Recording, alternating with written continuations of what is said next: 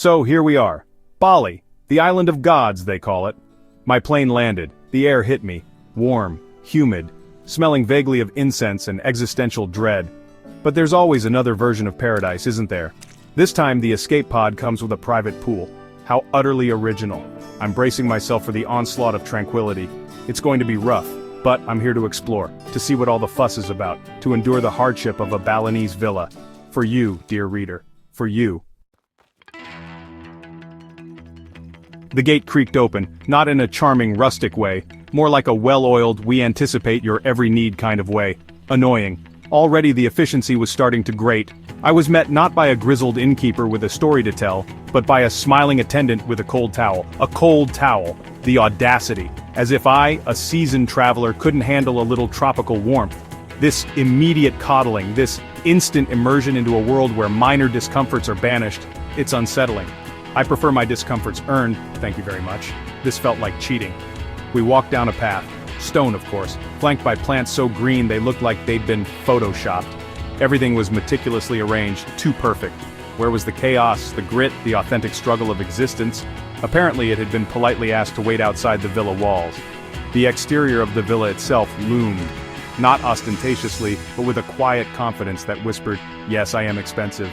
And yes, you are going to have a terribly comfortable time here, whether you like it or not. The architecture was a blend of traditional Balinese and modern minimalism, probably designed by someone very clever and very well paid. The sheer effort involved in maintaining such a facade of effortless luxury must be immense. Think of the gardeners, the cleaners, the pool guy, all toiling away so that someone like me can wander around, feigning world weariness while secretly enjoying the thread count. It's a strange ecosystem, this world of high-end travel, a carefully constructed fantasy. And here I was, about to step through the looking glass. Or in this case, a very large, beautifully carved wooden door. Stepping inside, the first assault on my senses was space. So much space. An open-plan living area that seemed to stretch into next Tuesday. High ceilings, of course, because nothing says I've made it like an unnecessary amount of vertical air. The furniture was all low-slung, modern, and probably cost more than my first car. Comfortable, I'm sure. Too comfortable. Where's the challenge in that?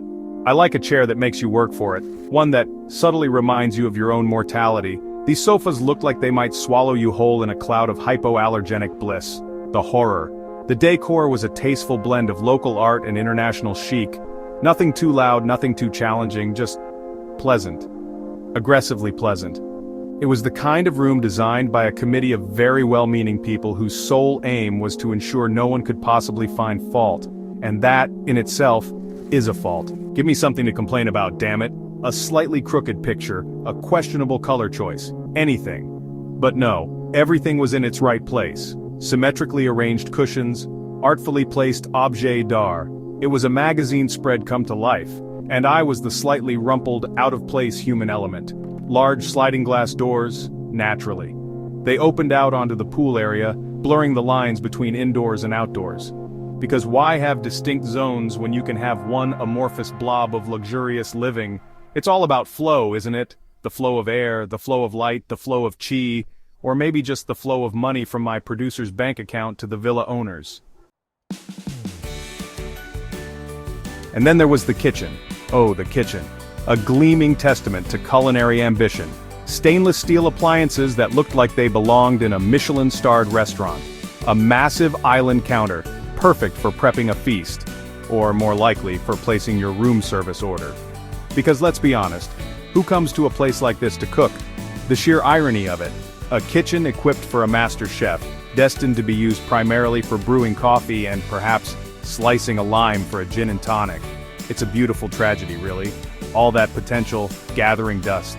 The cupboards were probably stocked with every conceivable utensil and gadget. A sous vide machine? Wouldn't surprise me. A pasta maker? Almost certainly. A set of knives sharp enough to perform surgery? Standard. All waiting patiently for someone with more energy and less access to a private chef. I imagined, for a fleeting moment, whipping up a simple aglio e olio just to feel something, to connect with the space. But then, the thought of washing dishes in paradise quickly extinguished that flicker of domesticity. Some battles are best left unfought, especially when there's a menu involved. The refrigerator was enormous, American-sized, probably filled with imported cheeses and artisanal sodas, or maybe just a lot of bintang. One can hope. The thought of actually grocery shopping in Bali, then returning to this temple of gastronomy to prepare a meal, seemed like an unnecessary amount of effort. That's what staff are for, isn't it? To shield you from the mundane realities of food preparation. To ensure that your only culinary decision is whether to have the snapper grilled or steamed. It's a tough choice, I grant you. The pressures of vacation. Next, the bedrooms. Or as I like to call them, the chambers of excessive comfort. There were several naturally, each one probably an exercise in understated luxury. I peered into the master suite. King-sized bed, check. Threateningly high thread count sheets, double check. The kind of pillows that make you question every life choice that led you to sleep on inferior pillows up until this point? Absolutely. It was a bed designed not just for sleep, but for surrender. A fluffy white cloud daring you to resist its gravitational pull. The sheer audacity of it. The room was, of course, enormous. Plenty of space to pace should the overwhelming comfort become too much to bear. A walk-in closet bigger than some New York apartments. An ensuite bathroom that could host a small dinner party. Marble. Everywhere. Cool, smooth, unforgiving marble. The kind that makes you feel like you should be wearing a toga. And a bathtub. Not just any bathtub. A freestanding sculpture of a bathtub, strategically placed to offer views of some artfully arranged tropical foliage. Because why bathe without a view? It's practically barbaric. I imagine the struggle of waking up in such a bed, the hardship of deciding which of the dozen pillows to actually use, the agony of having to walk all the way from the bed to the window to assess the weather for another grueling day of relaxation. It's a tough life, this villa existence. Not for the faint of heart. It requires a certain resilience, a certain ability to withstand relentless pampering. I wasn't sure I was up to the task, but I was willing to give it my best shot, for science or something, And then the main event, the reason we're all here, metaphorically speaking, the private pool. It wasn't just a pool, it was a statement, a shimmering blue rectangle of I've made it juice right in my backyard. The sheer, unadulterated luxury of it, to be able to simply wander out of your ridiculously comfortable living room and plunge into your own private body of water. It's the kind of thing that makes you question the fundamental fairness of the universe, but not for too long because the water looks so inviting. The size, generous, not Olympic, thankfully. I'm not here to train, I'm here to float. The layout was clever, integrated seamlessly with the villa's design. Infinity edge? Of course, there was an infinity edge. This one spilled over, creating the illusion that you were about to merge with the sky, or at least the very well-manicured lawn beyond. It was all very dramatic. Very look at me, I'm in Bali, in my private pool. The pressure to enjoy it was immense. Special features, I'm sure there were some. Underwater lighting for those moody midnight swims, maybe some discreet jets for a gentle massage. Sun loungers, strategically placed for maximum sun exposure and minimal effort in reaching for your cocktail. An umbrella naturally for when the harsh reality of the tropical sun becomes too much to bear. It's these little details, these thoughtful touches that really highlight the struggle, the constant, relentless attention to your comfort. How is one supposed to build character in such an environment? It's a serious question. I dipped a toe in. The water was predictably perfect. Not too cold, not too warm. Just right. Goldilocks would have approved. If Goldilocks had a trust fund and a penchant for Southeast Asian luxury. The size? Generous. Not Olympic, thankfully. I'm not here to train. I'm here to float. The layout was clever, integrated seamlessly with the villa's design. Infinity edge? Beyond the pool, which was already a significant hardship to endure, there were other amenities. Of course there were. This villa wasn't just a one-trick pony of aquatic leisure. Oh no, it was a multifaceted assault of tranquility and opulence. Take the garden, for instance. Not just a patch of grass with a few sad-looking shrubs. This was a proper Balinese garden. Lush, tropical, probably designed by someone who speaks fluent Frangipani. Every leaf, every flower seemed to be perfectly placed. It was an explosion of green punctuated by vibrant splashes of color, almost offensively beautiful. Then, there was the view. From various points around the villa, the terrace, the edge of the infinity pool, perhaps even the strategically placed bathtub. One was confronted with a vista. Maybe it was rice paddies stretching out in emerald tiers. Maybe it was a distant glimpse of the ocean, or perhaps just an artfully arranged panorama of more tropical foliage. Whatever it was designed to be soothing. to calm the nerves, to make you forget about your deadlines, your mortgage, your existential angst, the sheer unmitigated gall of it, trying to make me feel peaceful. And the silence, or rather, the carefully curated soundscape. No blaring car horns, no noisy neighbors, unless they're in the next equally luxurious villa, in which case their discreet murmurs of contentment are probably part of the ambiance. Just the gentle rustle of leaves, the distant chirping of birds, the occasional soft splash from your own private pool. It was a silence so profound, so complete it was almost deafening. How is one supposed to think in such an environment? My brain, accustomed to the constant hum of urban chaos, was struggling to adapt to this relentless serenity.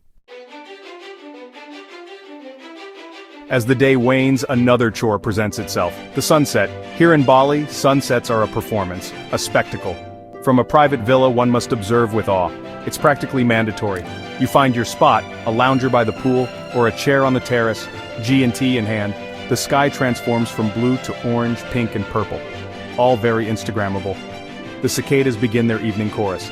It's a multi-sensory experience, lulling you into contentment. You're forced to simply be present, to experience it. And then it's over. The sun dips below the horizon, darkness creeps in. Another day survived in paradise. Another sunset observed. Tomorrow it will all happen again.